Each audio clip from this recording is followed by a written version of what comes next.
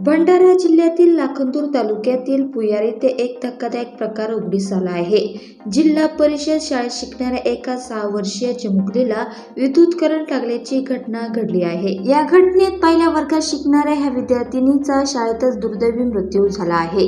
ही दुर्दैवी घटना आज 3 जुलैला सकाळी 10 वाजताच्या सुमारास घडली आहे. यशस्वी सोपन राऊत वय 6 वर्ष, राहणार पुयार असं या मृतक विद्यार्थिनीचे नाव आहे. शाळेच्या तिसऱ्या दिवशी ही घटना घडल्याने सर्वत्र शोककळा पसरली असून राऊत कुटुंबियांवर दुःखाचा डोंगर कोसळला आहे. विदर्भातील जिल्हा परिषद आणि खासगी शाळांना 1 जुलैपासून सुरुवात झाली. शाळेच्या पहिल्या दिवशी विद्यार्थ्यांचं जोरदार स्वागत करण्याचं निर्देश शिक्षण विभागाने दिलं होतं.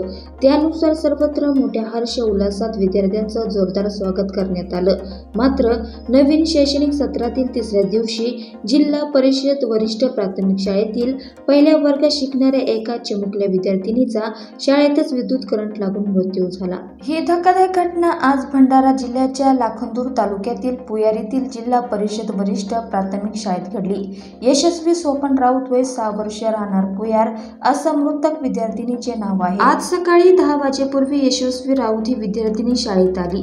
लघुशंकेसाठी गेली असता तिला विजेचा करंट लागला आणि त्यातच तिचा दुर्दैवी मृत्यू झाला.